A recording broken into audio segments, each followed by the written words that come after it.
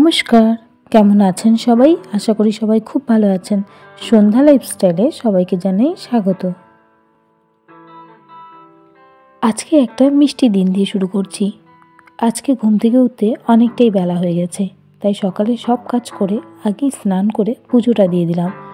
আর আজকে বাইরে ঠিক কতটা কুয়াশা পড়েছে সেটা কিন্তু দেখাই হয়নি। এখন তো অনেকটা রোদ উঠে গেছে, যেহেতু আমি আজকে দেরি করে উঠেছি। একবার বাইরে থেকে ঘুরে আসি আর আপনাদেরকে গাছের ফুলগুলো দেখাই। কি সুন্দর লাগছে গাছের ফুলগুলো। শীতের দিনে চারিপাশটা কিন্তু দেখতে বেশ লাগে। যেমন মাঠঘাট গাছপালা দেখতে সুন্দর, তেমন কিন্তু গাছের ফুলগুলো দেখতে খুব সুন্দর লাগে। সকালে তো আরও বেশি ভালো লাগে, কারণ তখন কুয়াশা থাকে। আজকে একটু রোদ উঠে গেছে।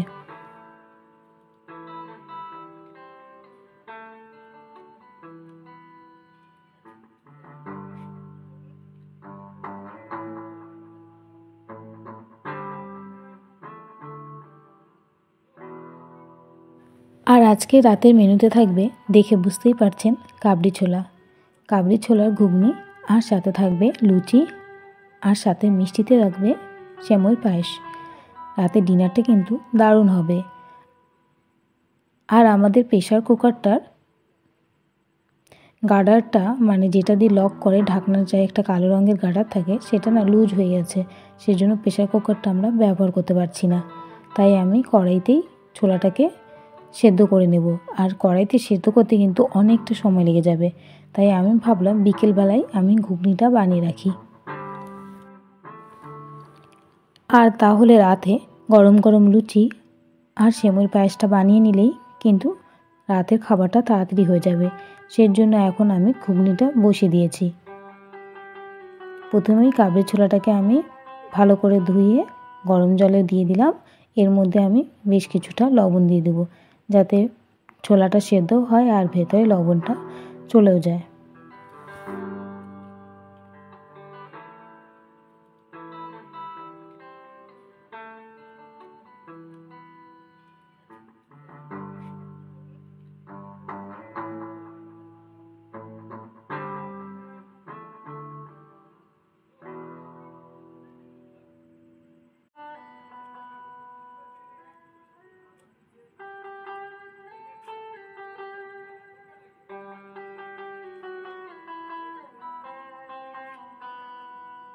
এখন আমি ঘুগনির জন্য মশলা বানিয়ে নিচ্ছি। এখানে টমেটো, আদা, রসুন, লঙ্কা, আর এখানে পেঁয়াজ কুচি আর টমেটোর কুচি, এটা যাবে ফোড়নে।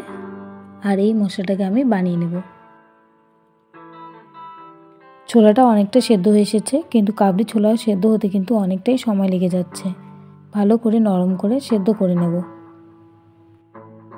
প্রেশার কুকারে যেমন 2টা সিটি মারলে বা 3টে সিটি মারলে একদম সুন্দর নরম হয়ে যে সেদ্ধটা হয়, আমি কড়াইতে এতক্ষণ ধরে সেদ্ধ করলাম সেই ব্যাপারটা কিন্তু আসেনি। একটা গোটা গোটা আস্ত ব্যাপার রয়ে গেছে, কিন্তু সেদ্ধ হতে কিন্তু অনেকটাই সময় লেগে গেল। সেদ্ধ করা হয়ে গেছে। এখন কড়াইটা ভালো করে পরিষ্কার করে এর মধ্যে কিছুটা তেল দিয়ে দিয়েছি। আর এখানে আমি সাদা তেল ব্যবহার করছি। এখানে আমি কিছুটা ওই তেলে পাঁপড় ভেজে নিয়েছি। অনেকক্ষণ ধরে সেদ্ধ করার পরে সন্ধ্যাবেলায় মনে হচ্ছে কিছু একটা খাই, তো তখন এই পাঁপড়গুলোই ভেজে নিলাম। পাঁপড় একটা একটা করে খেতে থাকি, আর সাথে ঘুগনিটাও বানিয়ে নিই। এতগুলো পাঁপড় আমি খাবো না, কিছুটা রাতে খাওয়ার সময় খেয়ে নেব। আর এখানে দিয়ে দিয়েছি বেশ অনেকটা পরিমাণে তেল, তবে খুব বেশি কিন্তু দিইনি। সরষের তেল দিয়ে দিয়েছি, আর কিছুটা জিরা দিয়ে দিলাম, তেজপাতা, গোটা গরম মশলা, এগুলো দিয়ে ফোড়নে দিয়ে দেবো।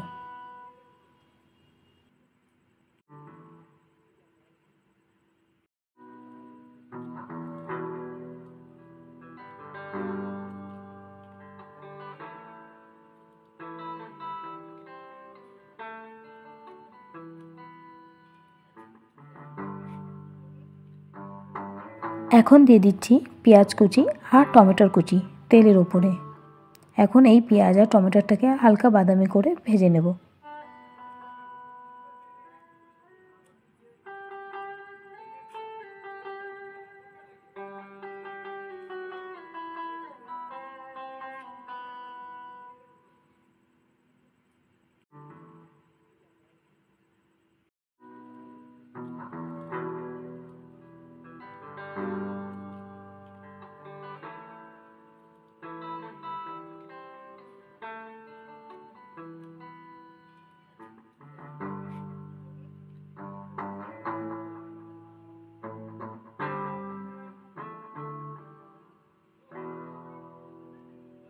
এখন এই পেঁয়াজ ভাজার মধ্যে সামান্য পরিমাণে স্বাদ অনুযায়ী চিনি দিয়ে দেবো, যাতে পেঁয়াজের কালারটা দেখতে আরও সুন্দর হবে।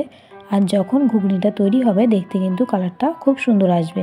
যেহেতু আমি এখানে কাঁচা লঙ্কা ব্যবহার করেছি, কোনো রকম কালারের জন্য লঙ্কার গুঁড়ো বা কিছুই ব্যবহার করিনি, তাই রান্না করার আগে পেঁয়াজের মধ্যে কিছুটা চিনি দিয়ে দিলাম, তাতে কিন্তু কালারটা খুব সুন্দর আসবে। এখন আমি এর মধ্যে দিয়ে দিচ্ছি সামান্য লবণ।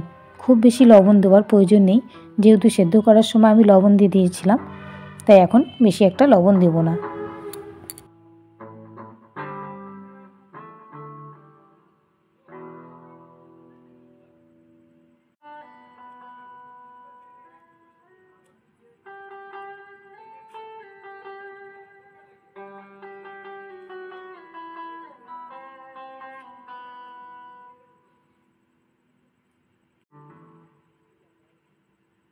পেঁয়াজটা অনেকটাই ভাজা হয়ে এসেছে, মানে এত সাদা হয়ে যাচ্ছে ধোয়াতে যে দেখানোই যাচ্ছে না, সেজন্য বারবার ক্যামেরাটাকে সরিয়ে সরিয়ে দেখানোর চেষ্টা করছি। পেঁয়াজটা কিন্তু একদম বাদামি করে ভাজা হয়ে গেছে। এখানে যে মশলাটা বানিয়ে রেখেছিলাম পেঁয়াজ আদা রসুনের, সেই মশলাটা কিন্তু দিয়ে দিয়েছি। আর এখানে সামান্য পরিমাণে লবণ, আমি কিন্তু আগে বেশি লবণ দিইনি, শুধু পেঁয়াজটা নরম করার জন্য লবণটা দিয়েছিলাম। এখন এর মধ্যে দিয়ে দেব পরিমাণ মতন হলুদ। আর এখানে কিন্তু আমি কোনো জিরার গুঁড়ো বা ধনে গুঁড়ো বা লঙ্কার গুঁড়ো কিছুই দেব না। আমি ভাজা মশলা করে রেখেছিলাম, যেটা আমি সব তরকারিতে দিয়ে থাকি, সেই ভাজা মশলাটাই দিয়েই আমি ঘুগনিটা বানিয়ে নেব।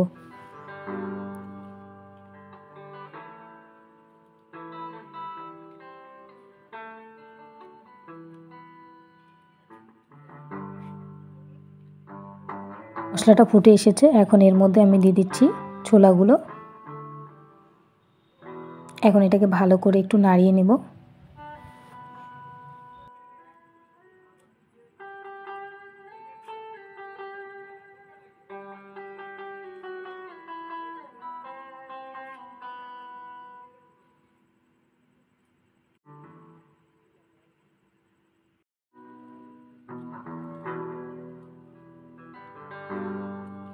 ঢাকনা খুলে দেখি অনেকটাই কষে এসেছে, বেশ জলটা কিন্তু শুকিয়ে গেছে। আর কিছুক্ষণ কষিয়ে নিয়ে কিন্তু ঘুগনিটা অনেকটা তৈরি হয়ে আসবে। এর মধ্যে আরও পেঁয়াজ রসুন দেওয়াই যেত, কিন্তু আমি কিন্তু একটু কম মশলা দিয়েই বানিয়েছি। আর বেশ একটু দোকানের মতন ঝোল ঝোল আর একটু শুকনো শুকনো সেই টাইপের ঘুগনিটা বানিয়ে নেব।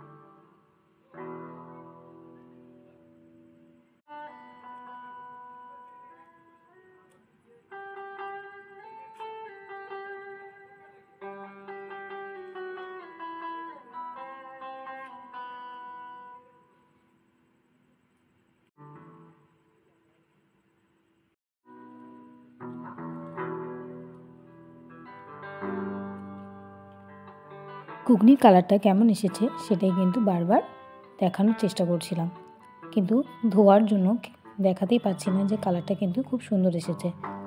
সেই জন্যই মোবাইলটা বারবার একটু সরিয়ে সরিয়ে দেখাচ্ছিলাম।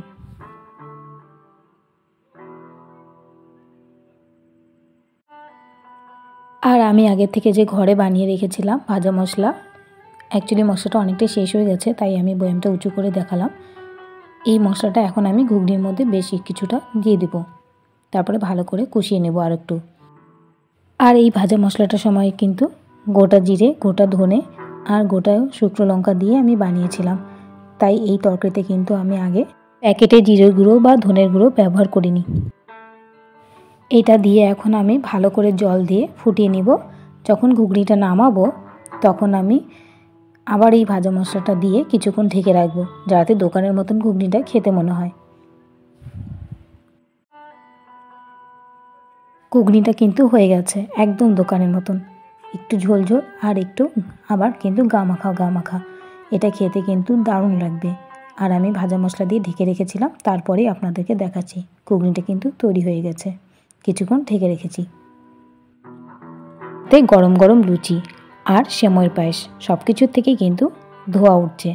আর ঘুগনিটা আমি আবার একটু গরম করে নিয়েছি। দেখতে যেমন হয়েছে খেতেও কিন্তু তেমনই হয়েছে। এরকম শীতের রাতে গরম গরম খাবার যদি এরকম কেউ বানিয়ে দেয় তাহলে তো কোনো কথাই নয়।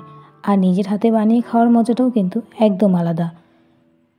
আমার বরকেও খেতে দিয়েছি আর আমিও খেতে বসে গেছি। খেতে কিন্তু দারুণ হয়েছিল। তাহলে আজকে আমার রান্নাটা কেমন হয়েছে আমাকে অবশ্যই কমেন্ট করে জানিও। ভালো লাগলে একটি লাইক করে দেবেন। আর আমার রান্নাতে যদি কোনো একটা ভুল থাকে তাহলে অবশ্যই কমেন্ট করে জানিও, আমি পরের বার ঠিক করে নেব। আর আপনারা ভালো থাকবেন, সুস্থ থাকবেন, সাবধানে থাকবেন। দেখা হবে নতুন একটা ভিডিওতে। আর হ্যাঁ, রান্না করার সময় রান্না ভুল হতেই পারে, তাই আপনারা আমাকে অবশ্যই কমেন্ট করে জানাতে পারবেন। আমি কিচ্ছু মনে করব না, বরঞ্চ আমি আপনাদের কাছ থেকে কিছু শিখতে পারবো। Thank you.